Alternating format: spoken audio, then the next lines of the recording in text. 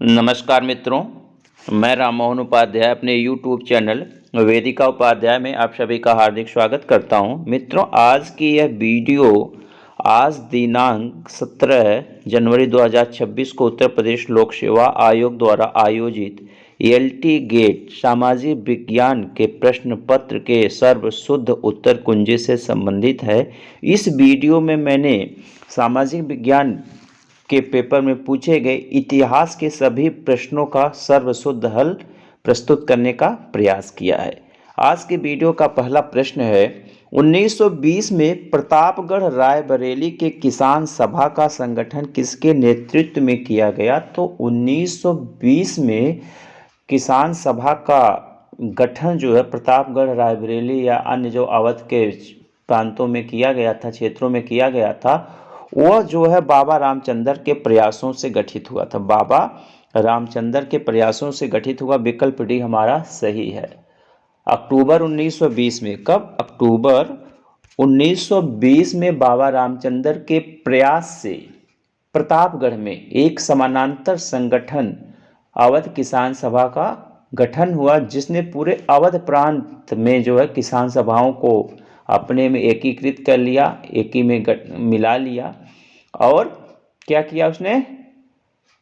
अपने भारत की स्वतंत्रता संग्राम में जो है अपना योगदान देने के लिए अपनी गतिविधियों को प्रारंभ किया। और प्रतापगढ़ जिले में एक गांव था, रूर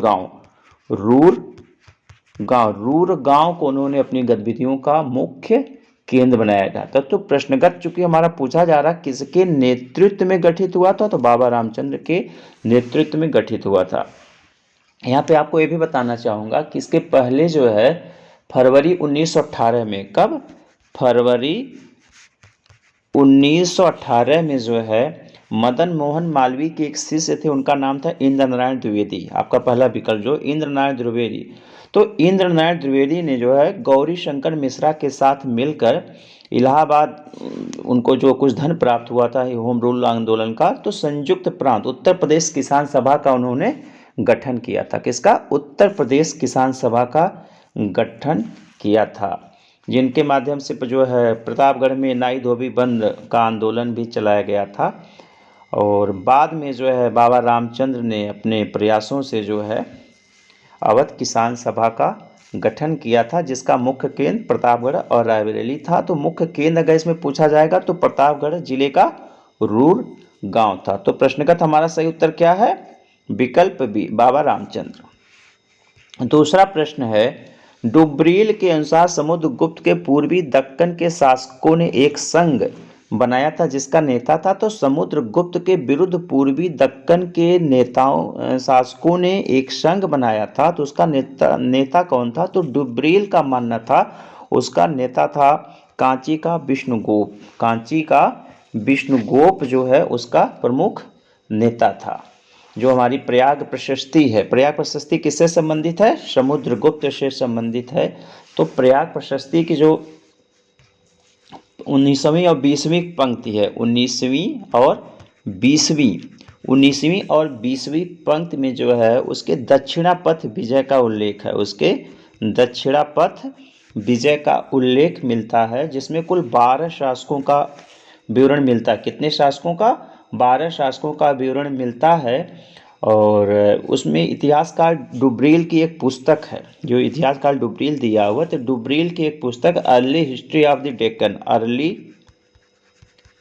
अर्ली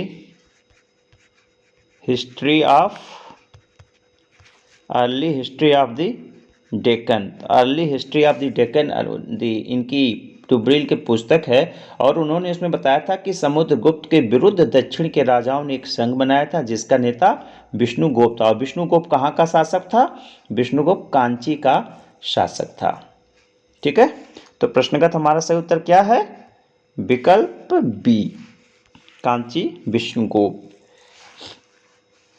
और कुल जो है 12 राजाओं का जो उल्लेख मिलता है, उनका एक बार मैं आपको यहाँ पर थोड़ा सा संक्षेप में नाम बता दे रहा हूँ। एक साहब कौशल, एक राज था कौशल, तो कौशल का राजा था महेंद्र, कौशल का महेंद्र आपका दिया हुआ है इसमें, ठीक है। और महाकांतार का व्याघ्रराज, महाकांतार का व्याघ्रराज, महाकांतार का व्याघ्रराज थोड़ा सा ज़्यादा हो जाएगा। इसके बाद वह कौराल का मंटराज था, कौराल का मंटराज, कौराल का शासक मंटराज। इसके बाद जो है पिष्टपुर, तो पिष्टपुर का महेंद्रगिरी था। पिष्टपुर का शासक कौन था? पिष्टपुर का था महेंद्रगिरी। कोट्टूर का स्वामी दत्त, कोट्टूर का, अभी जब मैं डिटेल में असिस्टेंट प्रोफेसर के लिए पढ़ाऊंगा तो उसमें सब आपको बताऊंगा, स्वामी दत्त। एरंडपल का दमन था, एक राज था एरंडपल, वहाँ का शासक कौन था? वहाँ का शासक था दमन। और आपका कांची का विष्णुगुप्त हो ही गया। अवमुक्त का नीलराज, एक सब काफ़ी महत्वपूर्ण है और पूछे जाते हैं। अवमुक्त का था नीलराज। और इसके बाद बेंगी का था हस्तिवर्मा, बेंगी का था बेंगी का शासक कौन था? हस्तिवर्मा था। पालक का उग्रसेन था, अभी इसमें दिया हुआ शायद आपका, हाँ पालक का उग्रसेन दिया हुआ है। देवराष्ट्र का कुबेर था, कहाँ का? देवराष्ट्र का कुबेर, देवराष्ट्र का कुबेर था। कुरुस्थलपुर का धनंजय था, कुरुस्थलपुर का शासक था धनंजय। नोट कर लीजिएगा अपने एक जगह कहीं पे आप। इसके बाद हमारा अगला प्रश्न है, निम्नलिखित में से किसने भू राजस्व से संबंधित इतिलाक प्रथा प्रारंभ की? तो इतिलाक प्रथा किसने प्रारंभ किया था? तो सल्तनत कालीन इतिलाक प्रथा को, भू राजस्व से संबंधित एक प्रथा थी इतिलाक प्रथा, उसको जो है प्रारंभ करने का श्रेय जो है सल्तनत काल में जो है तुगलक वंश के प्रसिद्ध शासक फिरोज शाह तुगलक को दिया जाता है। विकल्प डी हमारा सही आंसर। सबसे सर्वप्रथम फिरोज तुगलक ने इतलाक प्रथा प्रारंभ कराई थी। और इसमें क्या होता था, केंद्र द्वारा जो जारी किया जाता था इतलाकनामा एक होता था, एक इतलाकनामा होता था। तो सेंटर मतलब केंद्र के द्वारा जो सुल्तान के द्वारा जारी किया जाता था। और भू राजस्व अधिकारियों से सैनिकों के वेतन प्राप्ति का आज्ञा पत्र या नियुक्ति पत्र होता था यह। और इसके माध्यम से लगान का 50% हिस्सा लिया जाता था। किसका? लगान का 50% पार्ट ले लिया जाता था। और ये जो पत्र किसके लिए इतलाकनामा जारी होता था? यह जो है भू राजस्व अधिकारियों से, किसके लिए? सैनिकों के वेतन प्राप्ति के लिए, ठीक है, आज्ञा पत्र या नियुक्ति पत्र होता था। लगान का 50% इसमें लिया जाता था। अगला प्रश्न है, विजयनगर साम्राज्य पर शासन करने वाले निम्नलिखित राजवंशों पर विचार कीजिए। अब देख लीजिए, विजयनगर शासन में जो साम्राज्य था उसकी स्थापना कब हुई थी? 1336 में हुई थी। कब हुई थी? 1336 में हुई थी, हरिहर बुक्का के द्वारा किया गया था। और उस जो है उन्होंने किस वंश की स्थापना की? तो संगम वंश, हरिहर बुक्का और संगम वंश। तो संगम वंश का समय 1336 से लेकर 1485 तक रहा, क्योंकि 4 राजवंशों ने इस पर शासन किया था विजयनगर पे। इसके बाद आता शालू वंश, तो शालू वंश का शासक था नरसिंह, महत्वपूर्ण शालू और नरसिंह था।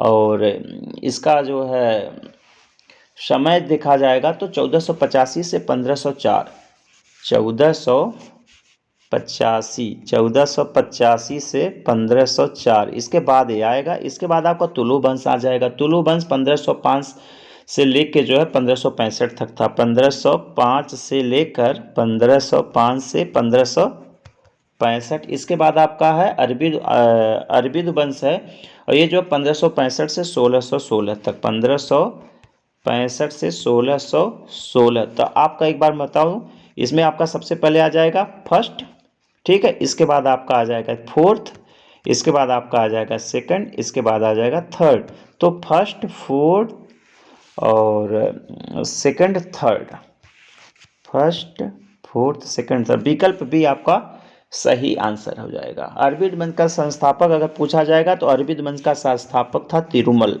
ये भी पूछा जाता है। जो आपका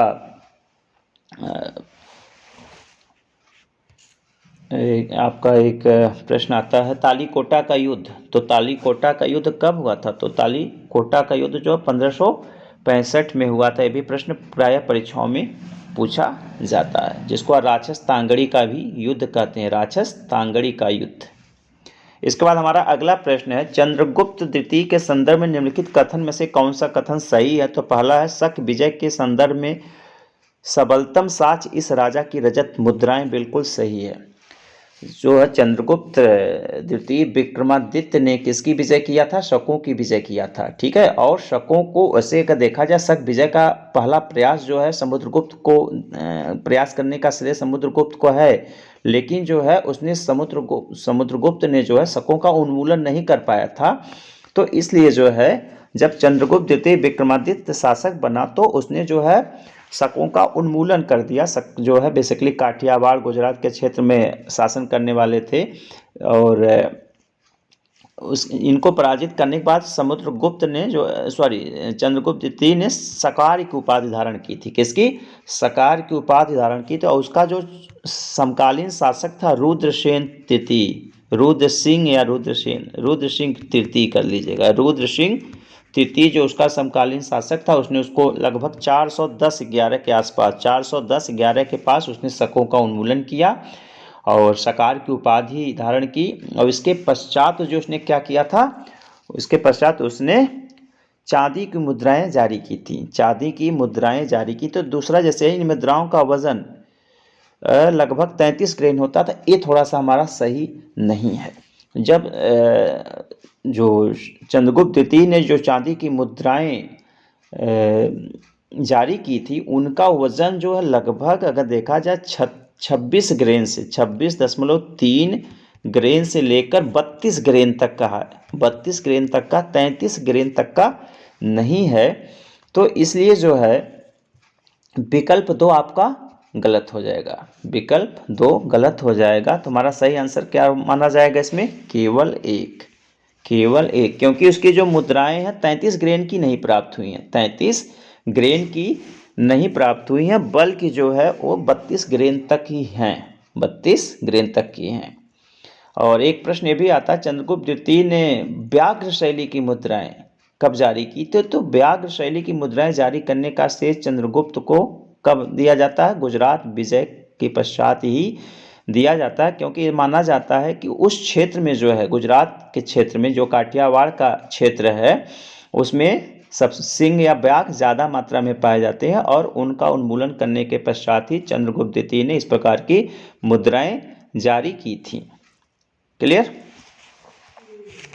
अगला प्रश्न है, भारत में फ्रांसीसी ईस्ट इंडिया कंपनी का संस्थापक कौन था? तो भारत में फ्रांसीसी ईस्ट इंडिया कंपनी का संस्थापक अगर देखा जाए तो भारत में फ्रांसीसी ईस्ट इंडिया कंपनी का संस्थापक कौन था? आपका हो जाएगा कोलबार्ट। कोलबार्ट ने जो है फ्रांसीसी ईस्ट इंडिया कंपनी की भारत में स्थापना की थी।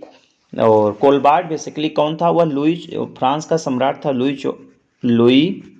14वां कहाँ सम्राट था? फ्रांस का सम्राट था, और उसका वित्त मंत्री था कोलबार्ट, उसका वित्त मंत्री था कोलबार्ट। और उसी के प्रयासों से 1664 में, कब? 1664 में जो है फ्रेंच ईस्ट इंडिया कंपनी की स्थापना हुई। और फ्रेंच ईस्ट इंडिया कंपनी का नाम भी पूछा जाता है तो company the Indus oriental, company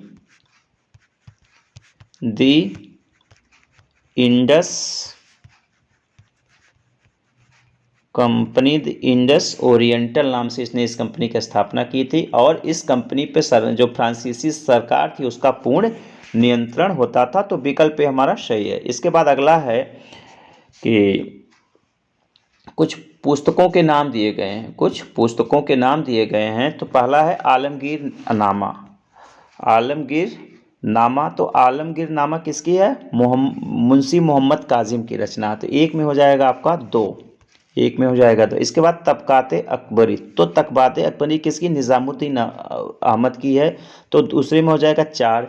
इसके बाद चार चमान है, तो चार चमन चंद्रभान ब्राह्मण की रचना है, तो इसके बाद 3 हो जाएगा आपका। और इकबाल नामा ए जहांगीरी ए मोतमिद खां की रचना है, तो 1 हो जाएगा। तो आपका 2, 4, 3, 1 सही आंसर होगा, 2, 4, 3, 1 विकल्प सी सही है।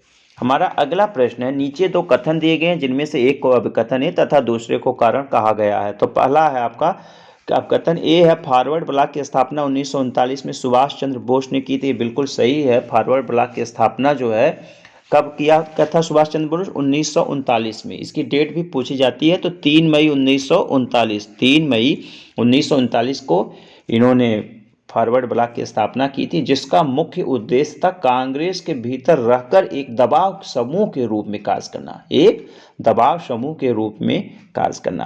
कारण आर है, फॉरवर्ड ब्लॉक का गठन सुभाष चंद्र बोस ने कांग्रेस के भीतर एक वामपंथी इकाई के रूप में किया था। तो वामपंथी शब्द तो थोड़ा सा सही नहीं लग रहा, लेकिन चूंकि विकल्प है इसमें, ये भी सही माना जाएगा। कथन और कारण दोनों सही माना जाएगा और एक दूसरे की व्याख्या भी है, एक दूसरे की व्याख्या भी मानी जाएगी, क्योंकि वामपंथी की जगह जो है दबाव समूह दिया होता ज़्यादा अच्छा। वामपंथी विचारधारा थोड़ी सी अलग मानी जाती है। तो आपका कथन और कारण दोनों सही है और एक दूसरे की व्याख्या करता है, तो विकल्प ए आपका सही आंसर है। फॉरवर्ड ब्लॉक की स्थापना कब हुई थी? 3 मई 1939 को। ठीक है। और बाद में जो है इसका एक अखिल भारतीय सम्मेलन भी बम्बई में आयोजित किया गया था। और जयप्रकाश नारायण एक स्वतंत्रता संग्राम सेनानी थे, समाजवादी थे। जयप्रकाश नारायण, उन्होंने जो फॉरवर्ड ब्लॉक के गठन के कारण जो सुभाष चंद्र बोस की निंदा की थी, उन्होंने काफ़ी निंदा किया था। अगला है, निम्नलिखित में से किस पुरातत्वविद द्वारा या पुराविद द्वारा पुरापाषाण स्थल आदमगढ़ का उत्खनन कराया गया था? तो कि आदमगढ़ का उत्खनन किसके द्वारा कराया गया था? आरबी जोशी के द्वारा। आदमगढ़ का उत्खनन जो है आरबी जोशी और एम डी खरे, इन दोनों लोगों ने कराया था। तो विकल्प ए हमारा सही आंसर है। आदमगढ़ कहाँ है? आदमगढ़ मध्य प्रदेश को होशंगाबाद जिले में। कहाँ पे? मध्य प्रदेश के होशंगाबाद जिले में है। होशंगाबाद जिले में है। अगला प्रश्न है, 1906 में depressed class mission society of India की स्थापना किसने किया था? तो 1906 में डिप्रेस्ड क्लास मिशन सोसाइटी की स्थापना बी.आर. सिंधे के द्वारा की गई थी। विकल्प बी हमारा सही आंसर। महर्षि विट्ठल रामजी सिंधे इनका नाम था। महर्षि विट्ठल रामजी सिंधे, महर्षि विट्ठल रामजी सिंधे इनका नाम था। 18 अक्टूबर 1906 को इन्होंने जो है depressed class mission society of India की स्थापना की थी, और जिसका मुख्य उद्देश्य क्या था? अछूतों के बीच शिक्षा का प्रचार प्रसार करना, अस्पृश्यता के खिलाफ जो है जन आंदोलन करना, ठीक, लोगों को जागरूक करना कि अस्पृश्यता जो है गलत है। और इसकी स्थापना कभी कभी पूछ ली जाती कहाँ पे हुई थी, तो इसकी स्थापना बम्बई में हुई थी। कहाँ हुई थी? बम्बई में हुई थी। और बाद में जो है इसकी शाखाएं पुणे और अन्य जगहों पर खोली गई थी। अगला प्रश्न है, निम्नलिखित में से किस पुस्तक में लिखा है कि ब्राह्मणों को ब्याज लेने वाले व्यक्ति का भोजन स्वीकार नहीं करना चाहिए? तो मित्रों, थोड़ा सा यहाँ पे आपको बताना चाहूँगा कि अभी जो है मुझे इस प्रश्न का सही उत्तर नहीं मिल पाया है, लेकिन इसका जहाँ तक मुझे 99% उम्मीद है कि इसका जो है आपस्तंभ होगा। विकल्प पे हमारा सही होगा। आपस्तंभ, इसमें ज़्यादा संभावना। फिर भी एक बार जो है इसमें मैं और सर्च करके शॉर्ट वीडियो के रूप में आप लोगों के लिए डाल दूंगा। अगला प्रश्न है, किस संदर्भ में मोर्ले ने मिंटो के लिखा कि हम ड्रैगन के दांत बो रहे हैं तथा इसकी फसल विषैली होगी? अब ये देखिए काफ़ी महत्वपूर्ण है। आपका एक अधिनियम आया था 1909 में। कौन सा आया था? 1909 में आया था, जिसको भारत शासन अधिनियम 1909 कहा जाता है। भारत शासन अधिनियम 1909। आप इसको एक नाम से और जानते हैं, मार्ले मिंटो अधिनियम या सुधार अधिनियम। ठीक है, मार्ले मिंटो अधिनियम सुधार अधिनियम है। और जिसका मुख्य उद्देश्य क्या था? इसका मुख्य उद्देश्य था कि जो कांग्रेस के उदारवादी लोग हैं, कांग्रेस के उदारवादी विचारधारा के लोग हैं, उनको प्रसन्न करना, राष्ट्रवादी विचारधारा या उग्रवादी विचारधारा के जो लोग थे उनका दमन करना, ठीक है। और साथ ही साथ जो है सबसे पहले जो है इस अधिनियम के द्वारा मुसलमानों को पृथक सांप्रदायिक निर्वाचन दिया गया। मुसलमानों को सबसे पहले जो है आरक्षण, निर्वाचन में आरक्षण दिया गया, जिसका मुख्य उद्देश्य क्या था? जिसका मुख्य उद्देश्य था भारत में सांप्रदायिकता का बीज बोना। और इस नीति में अंग्रेज सफल भी रहे। तो भारत सचिव उस समय था मार्ले, और मार्ले कौन था? भारत सचिव था, और लॉर्ड मिंटो उसमें भारत का वायसराय हुआ करता था। तो मार्ले ने मिंटो को लिखा कि हम नाग के दांत बो रहे हैं, इसकी फसल कड़वी होगी, मतलब हम लोगों के लिए घातक हो सकती है, हम नाग के दांत बो रहे हैं। तो इसमें जो है क्या है, इसमें पूछ रहे हैं विषैलियों की, तो इसमें यही आपका है पृथक निर्वाचन। पृथक निर्वाचन विकल्प भी हमारा सही आंसर है। अगला प्रश्न है, निम्नलिखित को काल क्रमानुसार व्यवस्थित कीजिए तथा नीचे दिए गए कूट में से सही उत्तर का चयन कीजिए। अब इसमें देख लीजिए, अब दिया इन्होंने कि इसको कालक्रम में लगाने के लिए दिया। तो नानक का जन्म कब हुआ था? 1469 में हुआ था। कब हुआ था? 1469 में हुआ था। महाप्रभु चैतन्य, तो महाप्रभु चैतन्य का जन्म 1485 में हुआ था। इस प्रश्न हमने आपको यूजीसी नेट का जब प्रश्न पत्र कराया तो उसमें बताया। ज़्यादातर मैंने ज़्यादा तो नहीं पढ़ाए हैं, लेकिन ज़्यादा जितना पढ़ाया ज़्यादातर प्रश्न आए हुए हैं। इसके बाद आपके हैं नामदेव जी हैं, ठीक है। तो नामदेव जी का समय जहाँ तक मैं समझ रहा हूँ, मुझे थोड़ा सा नामदेव जी के समय में कंफर्म नहीं है, लेकिन ये कबीर जी का समय है। तो कबीर जी का समय क्या था? एक सेकंड,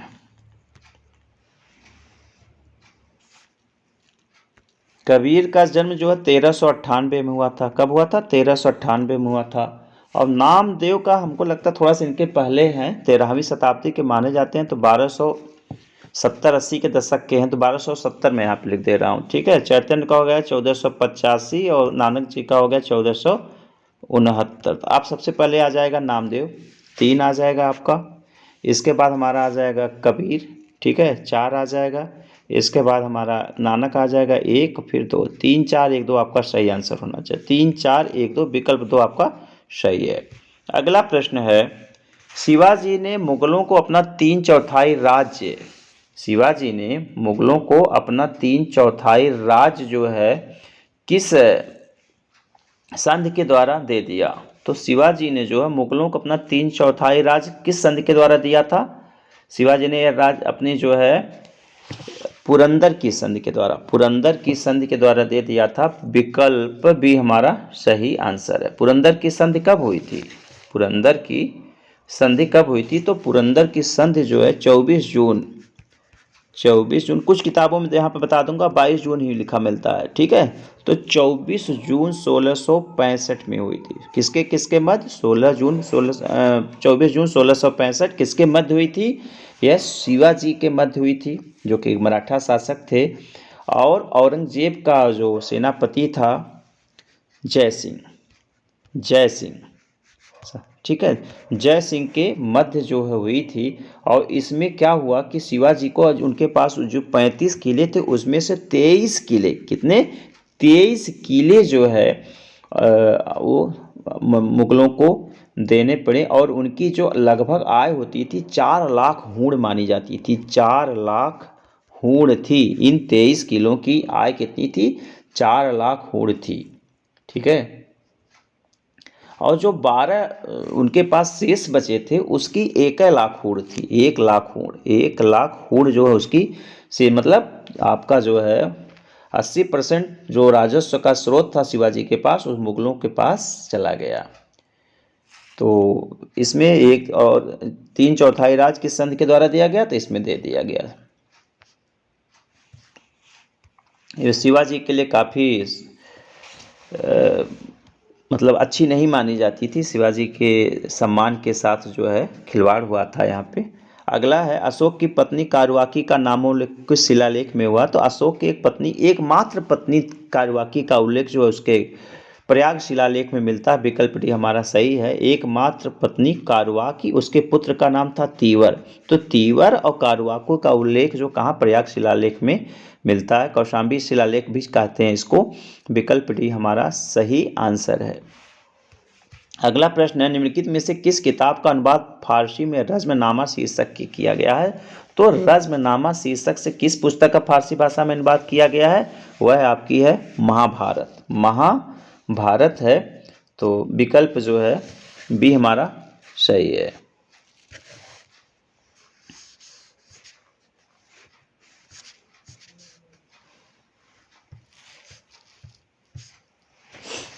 इसके बाद हमारा अगला है तत्वबोधनी सभा के बारे में है। तो तत्वबोधनी सभा के संदर्भ में निम्नलिखित कथनों पर विचार कीजिए। तो पहला है, इसकी स्थापना देवेंद्रनाथ टैगोर ने की थी। तत्वबोधनी सभा की स्थापना जो है किसने किया था? देवेंद्रनाथ टैगोर ने किया था। कब किया था? 1840 में। 1840 में इसकी स्थापना देवेंद्रनाथ टैगोर के द्वारा की गई थी। तो विकल्प एक आप तो सही हो गया। इसके बाद राजेंद्र लाल मित्र इस सभा के सदस्य थे, यह भी सही है। इसकी स्थापना देवेंद्रनाथ टैगोर ने किया तत्वबोधनी स्कूल के रूप में 1840 में, और राजेंद्र लाल मित्र इसके सदस्य थे। साथ ही साथ और मैं आपको नाम बता दे रहा हूँ कुछ, ईश्वर चंद्र विद्यासागर, ईश्वर चंद्र विद्यासागर इसके वो थे, सदस्य थे। और ताराचंद्र चक्रवर्ती थे, ताराचंद्र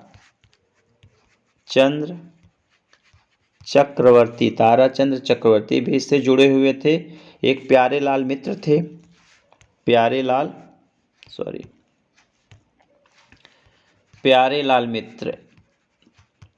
थोड़ी सी स्पीड बढ़ाऊं, प्यारेलाल मित्र थे। और इस प्रश्न इसमें और आता है, उन्होंने किसको अध्यापक बनाया था? तो सबसे महत्वपूर्ण अध्यापक उसमें अक्षय कुमार को बनाया था। अक्षय कुमार को उन्होंने जो है अध्यापक बनाया था।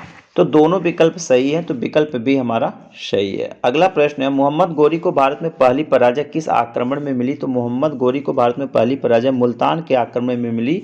विकल्प हमारा सही आंसर है। 1178-79 में। कब की बात है? 1178-79 में आबू पर्वत में स्थित जो है कासहद का युद्ध बोलते हैं, कासहद का युद्ध या कायदरा का युद्ध है। तो वहाँ पे गुजरात के चालुक्य शासक मूलराज द्वितीय, ये भी प्रश्न पूछा जाता किसने पराजित किया था? तो मूलराज द्वितीय ने जो है मोहम्मद गोरी को पराजित किया था।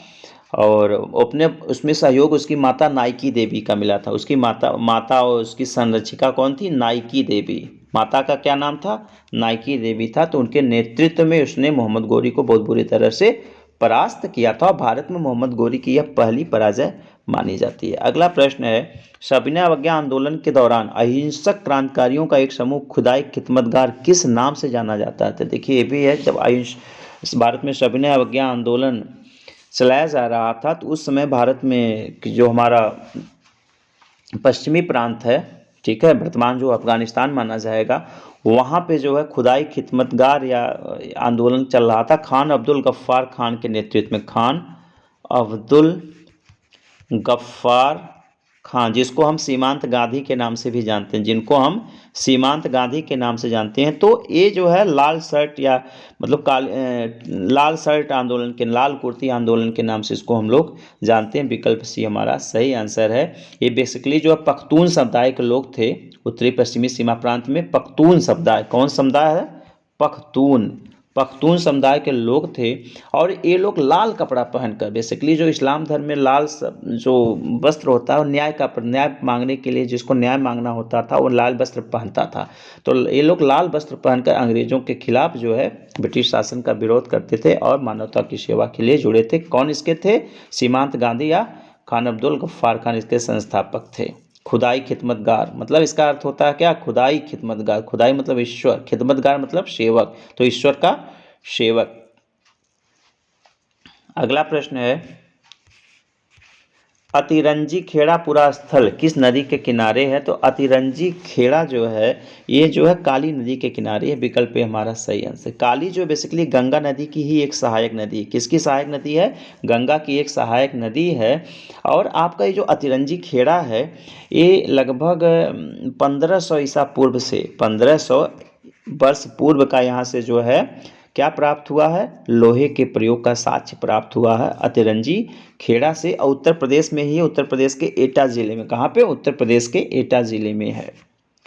अगला प्रश्न है, ईश्वर केशव चंद्र सेन के संदर्भ में निम्नलिखित कथनों में से कौन सा कथन सही है?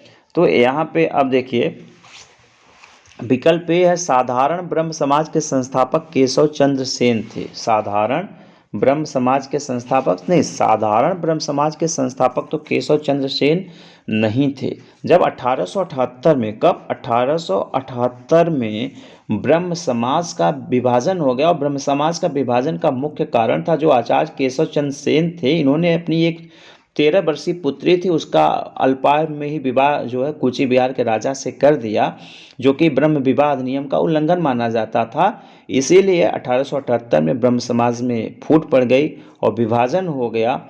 तो जो है साधारण ब्रह्म समाज की वहाँ पे स्थापना हुई। साधारण ब्रह्म समाज की स्थापना हुई। तो साधारण ब्रह्म समाज के संस्थापक चूंकि केशव चंद्र सेन के ही लोग अलग हुए थे, तो साधारण ब्रह्म समाज तो पहले से ही चल रहा था जब पहली बार ब्रह्म समाज का विभाजन हुआ था।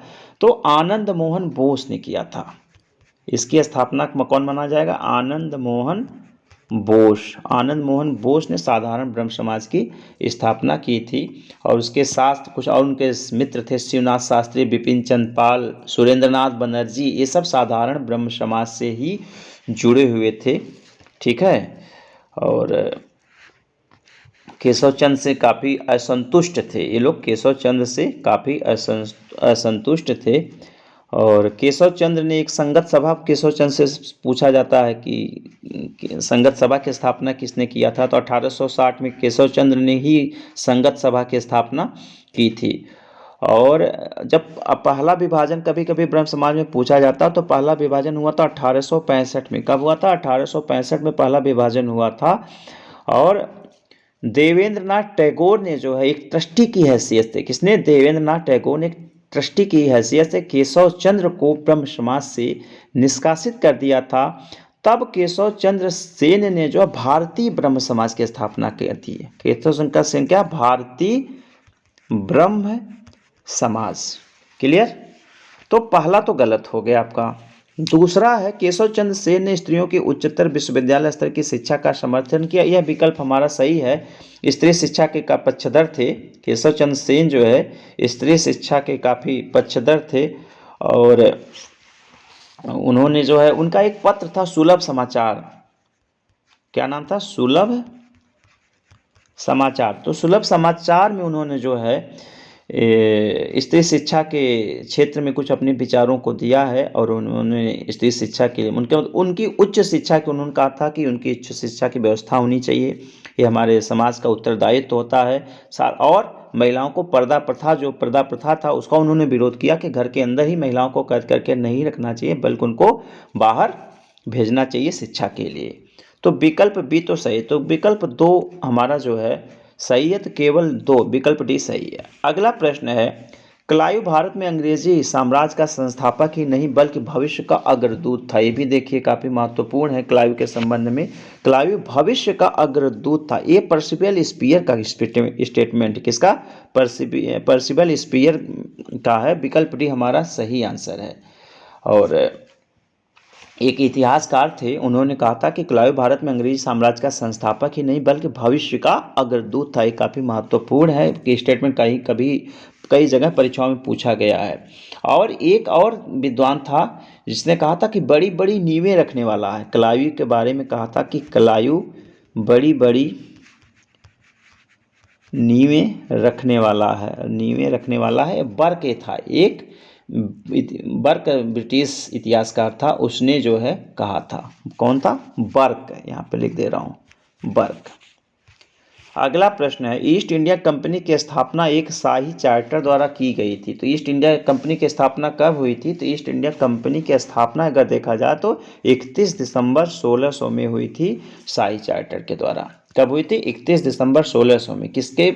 उस समय ब्रिटेन का शासक कौन था? महारानी एलिजाबेथ फर्स्ट। महारानी एलिजाबेथ एलिजाबेथ प्रथम, महारानी एलिजाबेथ प्रथम वहाँ की शासिका थी, वहाँ की महारानी थी। और उन्होंने कुल 15 वर्षों के लिए, कितने, 15 वर्षों के लिए जो है इसको पूर्वी देशों के साथ व्यापार करने का एक अधिकार पत्र दिया था। बाद में उसको जो है 15 वर्ष को जो सीमा थी 1609 में, कब, 1609 में वहाँ के शासक थे जेम्स प्रथम, जेम्स प्रथम। तो जेम्स प्रथम ने इसको जो है अनिश्चित काल के लिए बढ़ा दिया था, और ये भी कहा था कि अगर व्यापार नहीं करना तो 2 वर्ष की पूर्व से सूचना देकर आप इसको समाप्त भी कर सकते हो। ठीक है। वैसे ईस्ट इंडिया कंपनी की स्थापना कब हुई थी? तो ईस्ट इंडिया कंपनी की स्थापना 1599 कहा जाएगा। कब? 1599 में हुई थी, 24 सितंबर 1599 के। पूरा नाम क्या था? The governor and company of merchants of London trading into the east Indies. ये भी कभी कभी पूछ लिया जाता है परीक्षाओं में। The governor and company of merchants of London trading into the east Indies. Clear. अगला है, प्रारंभिक जैन ग्रंथ किस भाषा में उपलब्ध है? तो काफ़ी पुराना प्रश्न है। तो हमारे जो प्रारंभिक जैन ग्रंथ वह अर्धमागधी भाषा में थे, अर्धमागधी भाषा में थे। विकल्प सी हमारा सही आंसर है, अर्धमागधी। ठीक है, जो कि प्राकृत भाषा आप कह सकते हो, प्राकृत भाषा भी उसको कह सकते हो। और जो हमारा जैन साहित्य है उसको आगम कहा जाता है। जैन साहित्य को क्या कहा जाता है? आगम कहा जाता है। और जितने आगम है सब अर्धमागधी भाषा में ही हैं। 12 अंग, 12 उपांग, 10 प्रकीर्ण, लिख दें क्या, 12 अंग,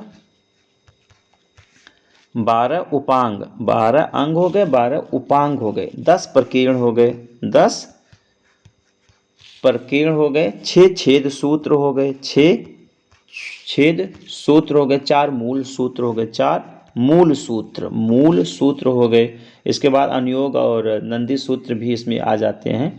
और इसका संकलन आगम, प्राचीन आगम का संकलन करता कभी कभी पूछा जाता है। तो प्राचीन आगम का संकलन करता जम्बू स्वामी था। इसी ने जो है सबसे पहले जो है आगमों को संकलित किया था। बाद में जो पूर्वों की रचना हुई वो भी प्राचीनतम रचना है, बाद में उस पर चर्चा की जाएगी। एक बार मैंने जब प्राचीन भारतीय इतिहास के स्रोत बताए तो उसमें सारी चीज़ों को मैंने विस्तार पूर्वक बताया भी है। अगला है, किसने कहा है यदि कोई हिंदू आध्यात्मिक नहीं है तो उसे हिंदू नहीं कहा जा सकता है? तो यह स्वामी विवेकानंद जी का स्टेटमेंट है। किसका है? स्वामी विवेकानंद का स्टेटमेंट है। विकल्प डी हमारा सही आंसर है। स्वामी विवेकानंद ने इसको जो है 1893 के जो शिकागो जो विश्व धर्म सम्मेलन हुआ था वहाँ पे इस बात को उन्होंने रखा था। अगला प्रश्न है, किस चार्टर एक्ट के अधीन कंपनी के सभी ऋण भारत सरकार ने अपने ऊपर ले लिए? देखिए 1833 का जो चार्टर एक्ट था उसके तहत जो है ईस्ट इंडिया कंपनी के सभी अधिकारों को समाप्त कर दिया गया और भारत सरकार ने उसको अपने ऊपर ले लिया। तो सभी ऋणों को जो है अपने ऊपर किसने ले लिया? किस एक्ट के द्वारा? 1833 के एक्ट के द्वारा। विकल्प डी हमारा सही आंसर। अगला प्रश्न है, मौर्य काल में देशज वस्तुओं पे कितने प्रतिशत बिक्री कर लिया जाता? तो जो देशज वस्तुएं होती थी मौर्य काल में उन पे 4 से 4.5% का जो है कर लिया जाता था, बिक्री कर लिया जाता था। तो हमारा विकल्प डी सही आंसर। देसी वस्तुओं पे 4 से 4.5% या 5% तक लिया जाता था। आयातित वस्तुओं पे 10%, आयातित वस्तुओं पे 10%, देसी वस्तुओं पे 4% यहाँ पे आप मान लीजिए। क्लियर। अगला है, निम्नलिखित में से कौन सा ग्रंथ चचनामा पर आधारित है? अब देखिए चचनामा पर आधारित ग्रंथ, तो इसमें जो है तारीख मासूमी है नहीं, ताजुल मासिर है, तारीख मसूदी भी नहीं है, किताबुल यामिनी, तो किताबुल यामिनी नहीं। अगर किताबुल हिंद होता तो किताबुल हिंद जो है हमारा, तो इसमें हमारा ताजुल मासिर हो जाएगा। कौन सा ग्रंथ है? ताजुल मासिर हमारा जो हो जाएगा। और ताजुल मासिर किसकी रचना है? ताजुल मासिर जो है किसकी रचना है? ताजुल मासिर थोड़ा सा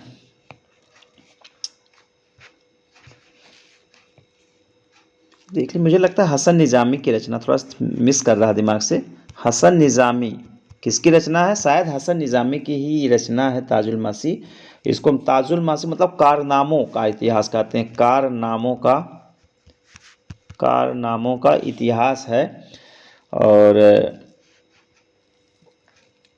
दिल्ली सल्तनत के विषय में जो जानकारी प्राप्त करने का एक महत्वपूर्ण साधन है। अगला प्रश्न है, सूची फर्स्ट को सूची सेकंड से सुमेलित कीजिए तथा नीचे दिए गए कूट से सही उत्तर का चयन कीजिए। आप देखिए यहाँ पे कुछ पुरातात्विक स्थल हैं और उनके जो है लोकेशन यहाँ पे सेकंड में दिया गया। अब सबसे पहले बागोर है, तो बागोर कहाँ पे है? बागोर जो है आपके राजस्थान के भीलवाड़ा में है, तो ए में हो जाएगा 2, ए में 2 हो जाएगा। इसके बाद हमारा आदमगढ़ है, आदमगढ़ कहाँ पे? मध्य प्रदेश को होशंगाबाद जिले में, मैंने बताया है, तो 3 हो जाएगा बी में। इसके बाद लगनाज गुजरात मेहसाणा में है, आपका 1 हो जाएगा। इसके बाद भीमबेटका मध्य प्रदेश के रायसेन जिले में 4 हो जाएगा। तो 2, 3, 1, 4 आपका सही आंसर हो जाएगा। 2, 3, 1, 4 विकल्प तो हमारा सही है। हमारा अगला प्रश्न है, निम्नलिखित घटनाओं पर विचार कीजिए तथा उन्हें सही कालानुक्रम में व्यवस्थित कीजिए। सब देखना है सबसे पहले कौन है, सबसे बाद की घटना कौन। जैसे पहले है बेवल योजना, तो बेवल योजना कब की है? बेवल योजना 1945 की है। कब की? 1945। क्रिप्स प्रस्ताव 1942 का है। कब का? 1942 का है।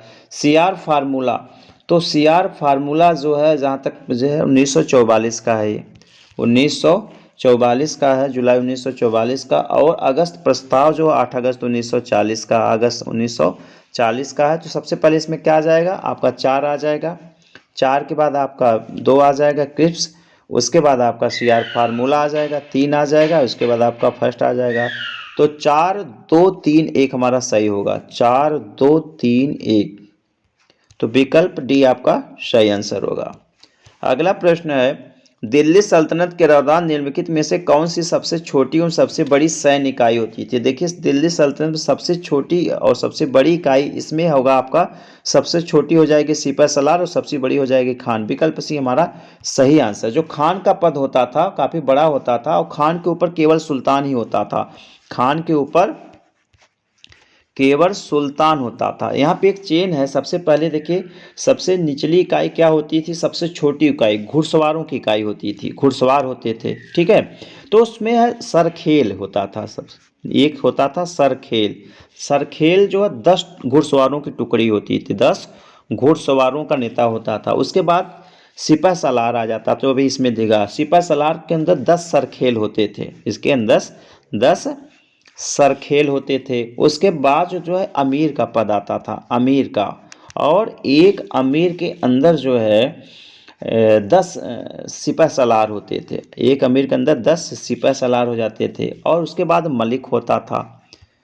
क्या होता था? मलिक। तो मलिक के ऊपर 10 अमीर हो जाते थे और 10 मलिक के ऊपर एक खान होता था और खान के ऊपर सुल्तान होता था, ठीक है। और संपूर्ण सेना का कौन नेतृत्व करता था? सेनापति करता था। और सेनापति सबसे बड़ा कौन होता था? वह सुल्तान ही होता था। नेक्स्ट है, 4 बौद्ध संगीतियाँ निम्नलिखित स्थानों पे। देखिए इसमें 4 हैं, तो नीचे देखिए कूट का प्रयोग करते कालानुक्रम में इनको लिखना है। तो सबसे पहले आपकी देखिए पहली जो है पहली बौद्ध संगीत कहाँ पे हुई? राजगिरी में हुई थी, तो 2 हो जाएगा यहाँ पे, ठीक है। बुद्ध की मृत्यु के पश्चात 483 ईसा पूर्व में हुई थी। इसके बाद वैशाली में हुई थी, 1 हो जाएगा। इसके बाद आपकी तीसरी पाटलिपुत्र में हुई थी। वैशाली काल अशोक के समय में हुई थी, पाटलिपुत्र अशोक के समय में हुई थी। और लास्ट में कुंडलवन या कनिष्क के समय में हुई थी। तो 2, 1, 4, 3 आपका सही आंसर है। 2, 1, 4, 3। एक सेकंड, नहीं तो कोई ऑप्शन ही नहीं। एक सेकंड, सबसे पहले आपका 2 आ गया, फिर 1 आ गया, फिर 4 आ गया, फिर 3 आ गया।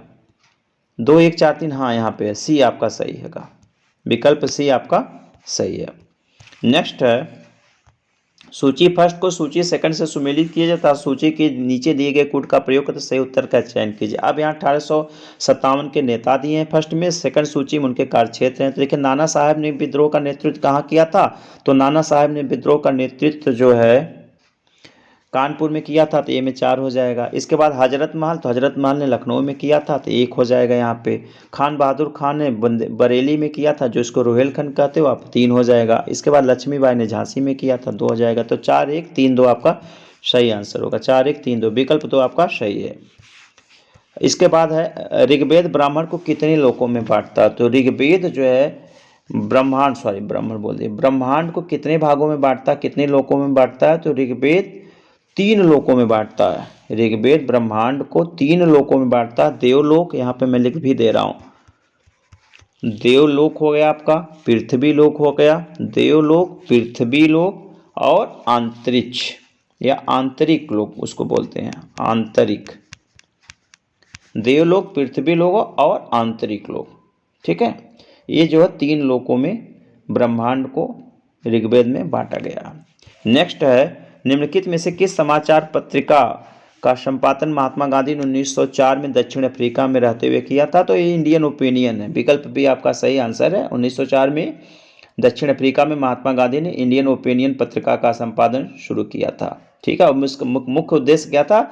जो भी नस्ली भेदभाव है, सामुदायिक भेदभाव है, उसको दूर करना, उसके उसके विरुद्ध आवाज़ उठाने के लिए। इसके कभी कभी इसका प्रथम संपादक पूछा जाता है, काफ़ी महत्वपूर्ण है। तो मनसुख लाल थे इसके, मन सुख, इसके प्रथम संपादक पूछा जाएगा तो मनसुख लाल नागर शायद थे, मनसुख लाल नागर थे। और ये अंग्रेजी, गुजराती, हिंदी कई भाषाओं में प्रकाशित होती थी, ठीक है। 2 महत्वपूर्ण है, किसने किया था, कहाँ पे किया था और इसके प्रथम संपादक कौन थे और कब इसकी स्थापना हुई थी। अगला है, निहनव क्या है? देखिए निहनव काफ़ी महत्वपूर्ण है, जैन धर्म से संबंधित है। निहनव क्या है? जैन धर्म से संबंधित है। बेसिकली निहनव क्या है? जो किसी कोई कारण होता है, ठीक है, तो उसको छुपाना। निहनव क्या होता है? किसी कारण को छुपा लेना ही होता है, किसी कारण को क्या, एक सेकंड, कि हाँ किसी कारण को छुपा लेना। तो जैन धर्म के स्थापित नियमों का उल्लंघन, विकल्प बी हमारा सही आंसर हो जाएगा, विकल्प बी हमारा सही आंसर होगा। किसी कारण को छुपाना ही निहनव होता है।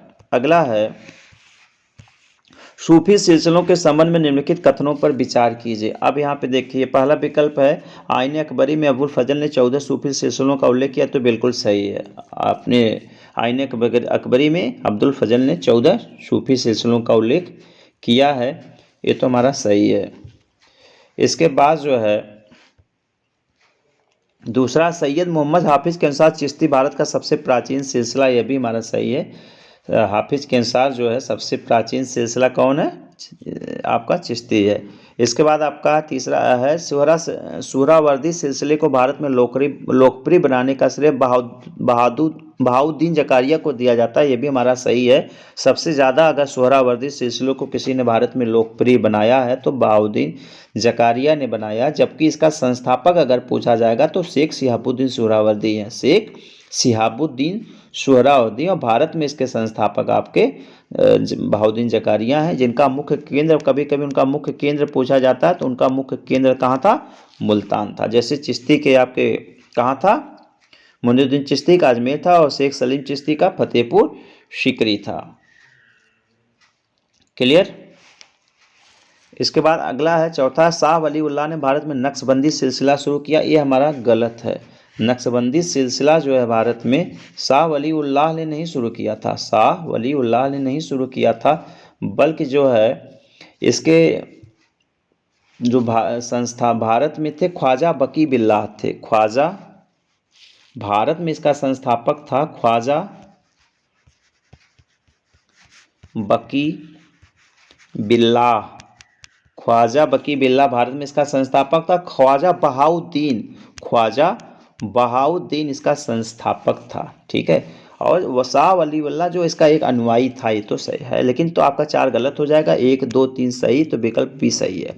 अगला है, चौंतरा नामक पूरा स्थल निम्नलिखित में से किस नदी पर स्थित है? तो चौंतरा देखिए सोहन नदी घाटी से संबंधित है। किससे? सोहन नदी घाटी से संबंधित है। और यह एक महत्वपूर्ण पूरा पाषाणिक स्थल है, पूरा पाषाण काल से इसका संबंध है। और चौंतरा को जो है यहाँ से दक्षिण भारत के कुछ विशिष्ट उपकरण प्राप्त हुए हैं। एक प्रश्न आता है, उत्तर और दक्षिण की परंपराओं का मिलन स्थल किसे माना जाता है? काफ़ी महत्वपूर्ण है, नोट कर लीजिएगा। तो उत्तर एवं दक्षिण की परंपराओं का मिलन स्थल चौंतरा को ही माना जाता है, तो विकल्प ये हमारा सही आंसर। अगला प्रश्न है, नीचे 2 कथन दिए गए हैं, एक को अभिकथन ए तथा दूसरे को कारण कहा गया है। अभिकथन ए क्या है? अलाउद्दीन खिलजी का दक्षिणी अभियान वित्तीय जोखिम था। तो ये विकल्प हमारा सही है। अलाउद्दीन खिलजी ने जो दक्षिण भारत पर अभियान किया था, बेसिकली 1307 में उसका अपने शासनकाल में अभियान शुरू हुआ था, तो उसका मुख्य उद्देश्य क्या था? वहाँ से धन लूटना था। किसी भी प्रकार से उसने वह राज्य वहाँ पे हड़पना नहीं चाहता था, राज्य स्थापित करने का उसका कोई वहाँ पे टारगेट नहीं था। तो विकल्प ए तो सही है, लेकिन विकल्प बी जो है वह दक्षिण राज्यों को हड़पना चाहता था, यह गलत है। तो कारण इसका गलत है, तो ए सही है, आर गलत है, विकल्प बी हमारा सही आंसर है। ठीक है। और बेसिकली जो दक्षिण का जो राज्य है, अलाउद्दीन ने अधिराजत्व की नीति पे उस फॉलो किया था। अधिराजत्व, ये भी प्रश्न पूछा जाता है कि दक्षिण भारत की नीति को क्या कहा जाता है, तो अधिराजत्व की नीति थी, जिसमें उसका विश्वास था किसमें? संप्रभुता नहीं था, बल्कि जो है केवल लूट खसोट थी। अगला है, निम्नलिखित में से किस पुरातत्ववेत्ता द्वारा अमरावती के प्रसिद्ध स्तूप की खोज गई? तो अमरावती स्तूप की खोज किसने किया था? तो कॉलिन मैकेंजी ने किया था। विकल्प डी हमारा सही आंसर। कब किया था? 1797 में। 1797 में किसने किया था? कॉलिन मैकेंजी ने किया था अमरावती स्तूप की खोज। और बाद में जो है इसका 1840 के दशक में, कब? 1840 के दशक में वाल्टर इलियट महोदय कहा जाता है, वाल्टर इलियट ने जो है यहाँ पे विस्तृत उत्खनन कार्य कराया था और यहाँ के स्तूप को वैश्विक पहचान दिलाई थी। अगला प्रश्न है, सूची फर्स्ट को सूची सेकंड से सुमेलित कीजिए तथा सूचियों को नीचे दिए गए कोड में से सही उत्तर का चयन कीजिए। अब यहाँ पे देखिए, पहला दिया हुआ है आपका रामानुजाचार्य। तो रामानुजाचार्य फर्स्ट, सूची फर्स्ट में नाम दिया है, सेकंड में उनसे संबंधित मार्ग है, किस वाद के अनुयायी थे। तो रामानुजाचार्य का कौन सा मत था? रामानुजाचार्य विशिष्ट द्वैतवाद के थे। तो विकल्प ए तो आपका सही है, ए में 1 हो जाएगा। मध्वाचार्य के समय द्वैतवादी थे, तो आई भी बी में 4 हो जाएगा इसमें। इसके बाद विष्णु स्वामी का नाम है, तो विष्णु स्वामी शुद्धाद्वैतवाद वाले थे, शुद्धाद्वैतवाद, तो ये तो 3 हो जाएगा। इसके बाद निम्बार्का का द्वैताद्वैत 2 हो जाएगा। तो 1 4 3 2 आपका सही आंसर है। 1 4 3 2 विकल्प 2 सही है। अगला प्रश्न है, बंगाल विभाजन के पीछे कर्जन का वास्तविक उद्देश्य क्या था? तो बंगाल विभाजन के पीछे कर्जन का वास्तविक उद्देश्य क्या था? कि हिंदू और मुसलमानों में फूट डालना। विकल्प सी हमारा सही आंसर है। बंगाल का आर्थिक विकास उसका टारगेट नहीं था, बल्कि क्या था? हिंदुओं और मुसलमानों को जो है फूट को अलग अलग कर दो, जिससे वह जो है इंटीग्रेटेड एक होकर भारत के स्वतंत्रता के विषय में अपनी मांगे न रख सके। इसलिए उसने पूर्वी और पश्चिमी बंगाल, ठीक है, बंगाल का विभाजन करके पूर्वी और पश्चिमी बंगाल किया था, और जिसका मुख्य उद्देश्य था सांप्रदायिक। इसका एक फुलर एक था, अंग्रेज गवर्नर था, उसने कहा था मेरी 2 आंखें, एक हिंदू और दूसरी मुसलमान, मेरी 2 पत्नियों में से मुझे मुसलमान पत्नी अधिक पसंद है। अगला है, निम्नलिखित में से किस पुरास्थल से झूकर एवं झाकर संस्कृत के प्रमाण मिले हैं? ये भी मैंने अपने वीडियो में चर्चा किया। तो झूकर और झाकर संस्कृत के प्रमाण हमें चंदोदड़ो से मिले हैं, टाबरकोट से मिला नहीं, राखीगढ़ी से मिला नहीं, मितालथल से मिला नहीं। तो विकल्प डी हमारा सही आंसर है। झूकर झांगर संस्कृत को खोजने का श्रेय जो एन जी मजूमदार को, ये भी मैंने आपको बताया था, एन जी मजूमदार को है। और उसके प्रमुख स्थल जो है चंदोदड़ो है, आमरी है, झूकर है। ठीक है। अगला प्रश्न है, भारत में सर्वप्रथम योजना आयोग की नियुक्ति कब की गई? अब देखिए, सर्वप्रथम भारत में योजना आयोग की नियुक्ति कब की गई थी? प्रथम पंचवर्षीय योजना के समय की गई थी। नहीं, प्रथम पंजीवी 51 होगी ना। इसका गठन मुझे लगता है 15 मार्च 1950 को हुआ था। विकल्प भी हमारा सही आंसर। बेसिकली यह एक गैर संवैधानिक संस्था है, परामर्शदर्शी संस्था है। अब तो नीति, इसका स्थान किसने ले लिया? इसका स्थान नीति आयोग ने ले लिया है। अगला है, बहमनी राज के प्रमुख व्यक्ति महमूद गवां को निम्नलिखित में से किस बहमनी सुल्तान ने मृत्युदंड दे दिया था? तो मृत्युदंड देने वाला सुल्तान था मोहम्मद शाह तृतीय। विकल्प हमारा सही आंसर है, महमूद गवां। तो महमूद गवां बेसिकली जो है काफ़ी महत्वपूर्ण व्यक्ति था, लेकिन वहाँ पे बाद में जो है बहमनी में वहाँ की जनता ने और वहाँ के अमीरों ने उसके विरुद्ध षड्यंत्र किया, और षड्यंत्र करते हुए बहमनी सुल्तान के हाथों जो उसको 1481 में, कब? 1481 में इसको मरवा दिया था, उसको मृत्युदंड दिला दिया था। एक ईरान का एक व्यापारी था और बाद में सुल्तान मोहम्मद तृतीय ने जो है इसको ख्वाजे जहाँ की उपाधि दिया था। ख्वाजे जहाँ की उपाधि दिया था। अमीर उल उमरा की भी इसको उपाधि दी गई थी। बाद में इस पर विस्तार पूर्वक चर्चा की जाएगी। भारतीय इतिहास के संदर्भ में निम्नलिखित में से कौन सा संप्रदाय शाखा बौद्ध धर्म से संबंधित है। अब यहाँ पे देखना कौन सा बौद्ध धर्म से संबंधित है। देखिए, धर्मगुप्तक बौद्ध धर्म से संबंधित है, वैभाषिक बौद्ध धर्म से संबंधित, महासांगी का कूर्चक जो है जैन धर्म से संबंधित है। कूर्चक जैन धर्म से संबंधित है, तो आपका विकल्प 1, 2, 3 आपका विकल्प भी सही है। अगला प्रश्न है, डुप्ले ने भारत की पूंजी मद्रास में खोजकर भयंकर भूल की, क्लाइव ने इसे बंगाल में खोजा और पा लिया। यह कथन निम्नलिखित में से किसका है। तो ये तो आपका मैरियट का कथन है, J.A.R. मैरियट का कथन है। J.A.R. मैरियट ने लिखा है कि डुप्ले ने मद्रास में भारत की चाबी खोजने का निष्फल प्रयास किया था और क्लाइव ने यह चाबी बंगाल में खोज ली थी। क्लियर। अगला है, हड़प्पा के व्यापारिक संबंध थे। तो हड़प्पा के व्यापारिक संबंध चीन से नहीं थे, बर्मा से नहीं थे, जावा से नहीं थे, मेसोपोटामिया से थे काफ़ी। तो विकल्प भी हमारा सही आंसर है। उसके जो कहाँ से, मध्य एशिया से थे। मध्य एशिया से हड़प्पा के व्यापारिक संबंध थे। फारस की खाड़ी से थे, मेसोपोटामिया से थे, मिस्र से थे, ठीक है, क्रीट से थे। इन सबसे इसके व्यापारिक संबंध थे। अगला है, ई रामास्वामी नायकार के संदर्भ में निम्नलिखित कथनों पर विचार कीजिए। तो पहला है, उन्होंने असहयोग आंदोलन में भागीदारी ली थी। ये सही है। ई रामास्वामी ने जो है असहयोग आंदोलन में पार्टिसिपेट किया था, क्योंकि 1920 का जो असहयोग आंदोलन था, जो 24 का वाइकोम सत्याग्रह आंदोलन हुआ, तो उसमें इन्होंने अपना पार्टिसिपेशन दिया था। लेकिन बाद में जो इनका तो दूसरा है, इन्होंने 1922 में कांग्रेस छोड़ दी। है गलत है। 1922 में इन्होंने कांग्रेस नहीं छोड़ा था। 1925 का जो है कांग्रेस का वार्षिक अधिवेशन कहाँ पे हुआ था, तमिलनाडु में हुआ था, चेन्नई में हुआ, तमिलनाडु में हुआ था। तो वहाँ पे जो है उसको कांजीपुरम अधिवेशन शायद बोलते हैं, कांजीपुरम, हाँ कांजीपुरम अधिवेशन था 1925 का। तो उसमें जो है इन्होंने पिछड़ी जातियों के आरक्षण का प्रस्ताव रखा था, जो कोई कांग्रेस के द्वारा नकार दिया गया था। इसलिए इन्होंने कांग्रेस को छोड़ दिया और खुलेआम उसकी आलोचना करना प्रारंभ कर दिया, और 25 में ही दक्षिण भारत में आत्मसम्मान आंदोलन इन्होंने प्रारंभ किया था। ये भी प्रश्न मैंने आपको यूजीसी नेट में कराया है। तो आपका विकल्प 1 सही है, विकल्प ए सही है मौका। अगला प्रश्न है, विजयनगर साम्राज्य के किस शासक द्वारा यवन चार्ज स्थापनाचार्य की उपाधि धारण की गई थी। तो यवन राज स्थापनाचार्य की उपाधि कृष्णदेव राय की थी। विकल्प भी हमारा सही है। कृष्णदेव राय ने जो है बहमनी राज्य पर विजय प्राप्त करने के पश्चात जो है यह उपाधि धारण की थी। किस पे, बहमनी राज्य पर विजय प्राप्त करने के पश्चात। अगला है, निम्नलिखित में से किस चोल शासक ने त्रिवेंद्रम में केरल के राजा रवि वर्मा को परास्त करके कांडलूर सालेकलमरुल की उपाधि धारण की थी। तो ये आपका राजराज प्रथम है। राजराज प्रथम ने कांडलूर के युद्ध में चेर शासक भास्कर रवि वर्मा, इसका नाम था भास्कर रवि वर्मा, को परास्त किया था। और केरलांतक और कांडलूर सालेकलमरुल की उपाधि, केरांतक की उपाधि भी इसकी थी। केरांतक और ये दोनों उपाधियां किसकी थी, राजराज फर्स्ट की थी।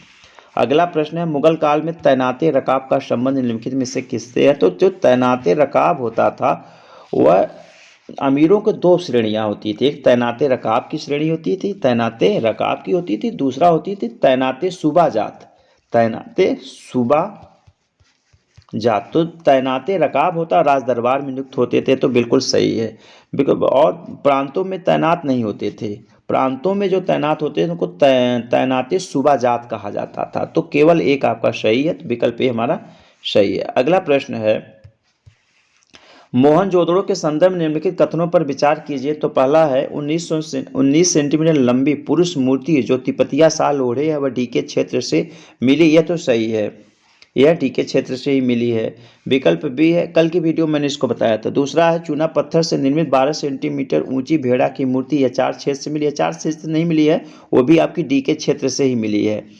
तो यह गलत है, केवल एक आपका सही है। अगला, बुनियादी शिक्षा की वर्धा योजना निम्नलिखित में से किससे संबंधित है? तो बुनियादी शिक्षा की वर्धा योजना जो है महात्मा गांधी से संबंधित है। विकल्प भी हमारा सही आंसर। कब की है? 1937 की बुनियादी योजना है। गांधी जी ने, उनका एक पत्र था हरिजन, ठीक है, उसमें जो है एक एक लेख लिखा था और उसमें इन्होंने इसका उल्लेख किया था, ठीक है। और बाद में 1937 में वर्धा में जो है अखिल भारतीय शिक्षा सम्मेलन हुआ और वर्धा योजना वहाँ पे उसको मंजूरी मिली थी। और एक प्रश्न आता है, वर्धा योजना को किस समिति ने संकलित किया था? तो वर्धा योजना को जाकिर हुसैन समिति ने, जाकिर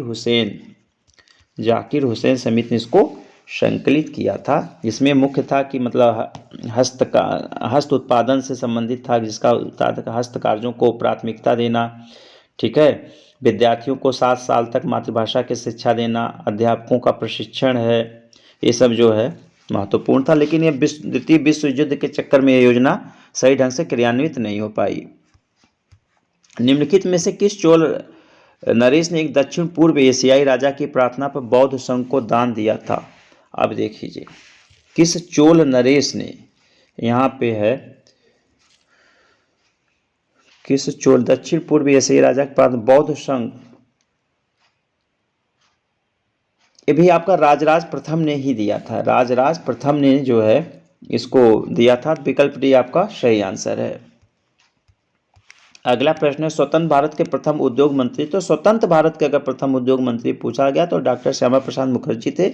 विकल्प ए हमारा सही आंसर है। अगला प्रश्न है, निम्नलिखित में से कौन सा युग में सही सुमेलित नहीं? अब यहाँ पे देख लीजिए आप, कानून हुमायूनी यह ख्वाजा मीर की रचना, ये तो सही है। विकल्प बी है तज़किरातुल वाक़ियात जौहर आफ्ताबचा, ये भी सही है। विकल्प सी है तोहफ़ा ए अकबर शाही ये अब्बास खां शेरवानी की रचना, ये भी हमारा सही है। ये है तारीख़ अकबरी निज़ामुद्दीन, तारीख़ अकबरी जो है निज़ामुद्दीन की रचना नहीं है। बेसिकली ये रचना जो आरिफ कंधारी की है। किसकी है? आरिफ कंधारी की है। तो आपका विकल्प डी गलत है और आपका सही आंसर। अगला प्रश्न है, किस ब्रिटिश गवर्नर जनरल ने मेहदी अली खां को पारसी के राजा के दरबार में दूत के रूप में भेजा था? तो किसने भेजा था? ये आपका बेलिजली होना चाहिए, बेलिजली ने भेजा था। हाँ, विकल्प भी हमारा सही आंसर है। बेलिजली ने जमान शाह, जो अफगान शासक था, अफगान शासक था, उसका नाम था जमान शाह। तो जमान शाह को रोकने के लिए ईरान के शासक शाह बाबा नाम था, शाह बाबा। तो शाह बाबा के पास धन देकर अपना एक दूत भेजा था और अफगानिस्तान पर हमले के लिए उसको उकसाया था। और ईरान के जो ये है आपका कंपनी का सेवक मेहदी अली ने जो है वहाँ पे अपना पार्टिसिपेट किया था, पत्र पहुँचाया था। अगला है, श्रीलंका के शासक मेघवर्मन ने किस गुप्त शासक के दरबार में गया में बुद्ध का मंदिर बनवाने की अनुमति प्राप्त करने के लिए धन प्रचार भेजा था? तो ये तो आपका हो जाएगा समुद्रगुप्त के दरबार। विकल्प ए हमारा सही आंसर है। इसका उल्लेख किसने किया है? मेघवर्ण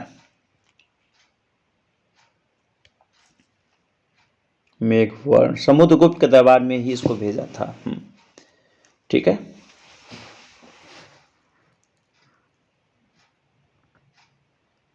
इसका उल्लेख जो है मुझे लगता है ह्वेनसांग ने किया है। इसका उल्लेख जो है ह्वेनसांग ने अपने यात्रा विवरण में किया है। आज की वीडियो का अंतिम प्रश्न है, हुमायूं के मकबरे का वास्तुकार कौन था? तो हुमायूं का मकबरे का वास्तुकार जो है काफ़ी बार जो है परीक्षाओं में पूछा गया है। तो उसका वास्तुकार कौन था? मीरक गयास। तो मिर्जा गयास विकल्प पे आपका सही आंसर है। हुमायूं का मकबरा कहाँ है? हुमायूं का मकबरा कहाँ पे है? हुमायूं का मकबरा दिल्ली में है। कहाँ पे है? दिल्ली में है। और हुमायूं की पत्नी थी हाजी बेगम ने बनवाया था। किसकी पत्नी थी? हुमायूं की प्रिय पत्नी थी हाजी बेगम, उसने उसकी याद में इस मकबरे को बनवाया था। और वास्तुकार थे मिर्जा गयास। और यह कभी प्रश्न पाता ना, बौद्ध कला से प्रेरित मकबरा तो यही है, नालंदा के पंचरथ से प्रेरित है और चारबाग पद्धति में निर्मित प्रथम स्मारक है। और भारत का पहला दोहरी गुंबद वाला मकबरा भी है। भारत का पहली जो है दोहरी गुंबद वाला मकबरा है। साथ ही साथ इसमें जो है ताजमहल का इसको पूर्वगामी भी कहा जाता है, ताजमहल का पूर्वगामी इसको कहा जाता है। यहीं से जो है बहादुर शाह द्वितीय जफर जो थे 1857 की क्रांति के समय गिरफ्तार किए गए थे हुमायूं के मकबरे से। तो मित्रों, इस वीडियो में हमने दिनांक 17 जनवरी 2026 को आयोजित एलटी गेट परीक्षा सामाजिक विज्ञान में पूछे गए इतिहास के प्रश्नों की उत्तर कुंजी आप लोगों के समझ प्रस्तुत की है और लगभग सर्वशुद्ध हल है। और आप लोग पूरा देखिएगा, इसको अधिक से अधिक शेयर कर दीजिएगा। आप सभी को पूरा वीडियो देखने के बहुत बहुत धन्यवाद। नमस्कार।